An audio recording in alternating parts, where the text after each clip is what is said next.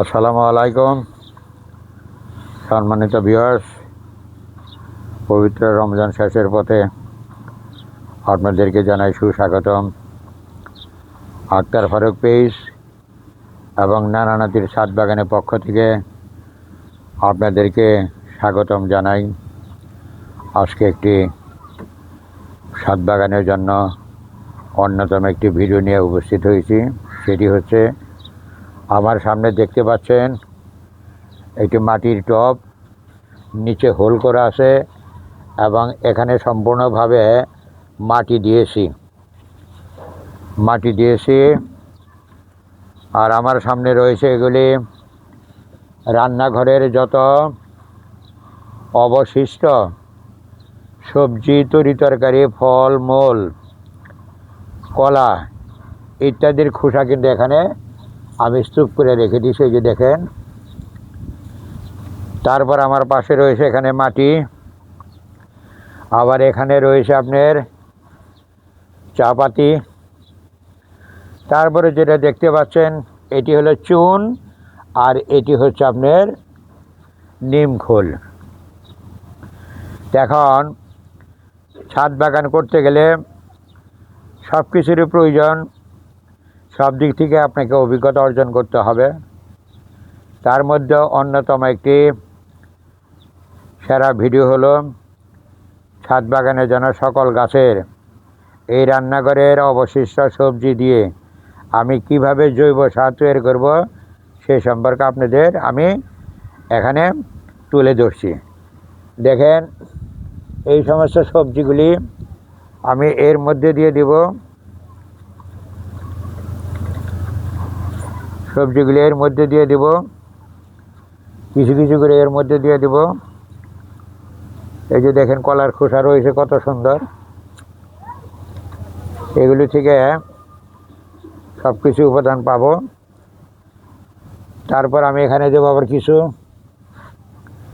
এই যে চুন দিয়ে দেবো। এই যে দেখেন চুনটা আমি কীভাবে দিই। যে চুন দেওয়ার অর্থ হলো এখানে যেন কোনো প্রকার পোকামাকড় না হয়, কোনো প্রকার দুর্গন্ধ হবে না।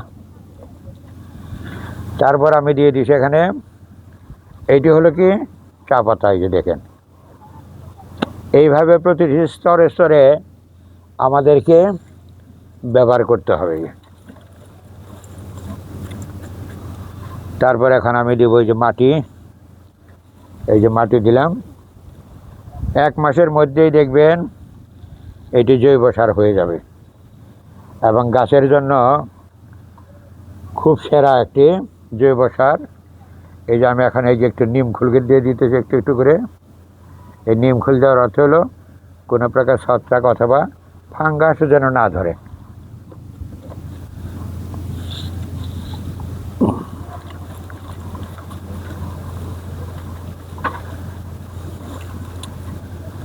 ছাদ বাগান করতে গেলে আপনাকে বিভিন্ন দিক থেকে অভিজ্ঞতা অর্জন করতে হবে, তবেই না আপনি একজন সফল ছাদ বাগানি হতে পারবেন। আর বিভিন্ন ভিডিও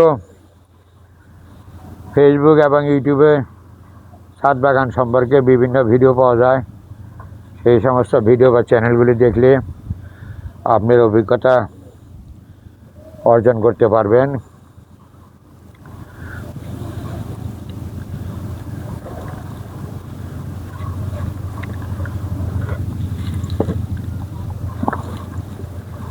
তবে আপনাদের সামনে বা আপনাদের সম্মুখে একটি কথা উপস্থাপন করি।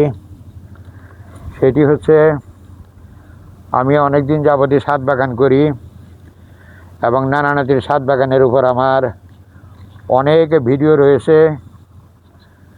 শুধু তাই নয়, বাংলাদেশে যত ছাদ বাগানি আসেন তাদের প্রত্যেক ভিডিও আমি দেখে থাকি। দেখার পরে তারপরে আমার একটা ধারণা হয়ে গেছে, বাংলাদেশে যত ছাদ বাগানি আছেন, যারা ছাদ বাগান করেন, সেই ক্ষেত্রে আমার সে অধিক বয়স্ক কোনো ছাদ বাগানি নেই। তবে একজন আছে, তিনি হলেন রাজশাহী এলাকার আনিসুর রহমান। উনিও একজন টিচার ছিল, উনি বেশ বয়স্ক লোক। তা আমার মনে হয় আমি এবং রাজশাহীর আনিসুর রহমান এই দুইজন হলাম আমরা সবচেয়ে বয়স্ক ব্যক্তি। আমাদের সে বয়স্ক কোনো ব্যক্তি আমি আজ পর্যন্ত আর ছাদ বাগানে পাইনি। তবু আপনাদের দোয়ায় আল্লাহর রহমতে বেঁচে আসি বলেই অবসর সময়ে এই কাজগুলি করি। সম্পূর্ণ মনের আনন্দে মনটা ভালো থাকে, মনটা সতেজ থাকে, মনটা চাঙ্গা হয়।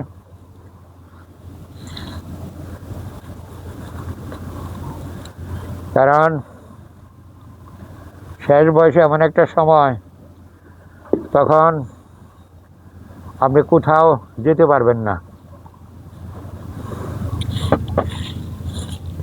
কেননা তখন আপনার সঙ্গী সাথী খুব কম থাকবে। যার ফলে অবসর সময় কাটানোর জন্য এই ছাদ বাগান হলো উত্তম। সেদিক থেকে আমি ছাদ বাগান করি এবং মাঝে মাঝে প্রকৃতি রাজ্যে একটু বেড়াইতে যাই। প্রকৃতি বৈচিত্র্যময়, প্রকৃতির নানান সিনারি আমার কাছে খুব ভালো লাগে। সেগুলো আপনাদের সামনে উপস্থাপন করার আমি চেষ্টা করি। দেখেন আমার এটি হয়ে গেল। ইনশাল্লাহ 1 মাসের মধ্যেই আমার এটা সম্পূর্ণ জৈব সার হয়ে যাবে।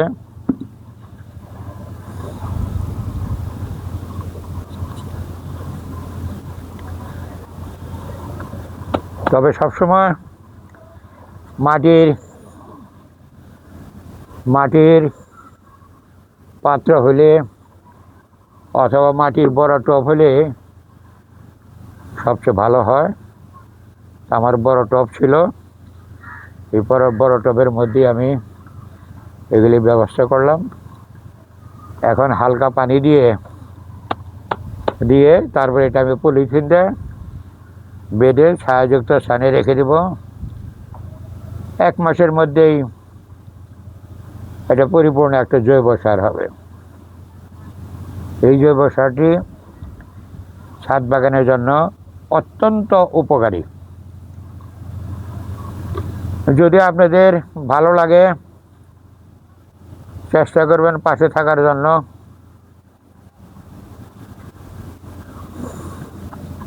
কারণ আপনাদের মনে ছোটোখাটো আনন্দ দেওয়ার জন্যই এই মনের আনন্দে ছাদ বাগান করি। সবাই ভালো থাকেন, সুন্দর থাকেন, এই দোয়াই করি। আল্লাহ হাফেজ।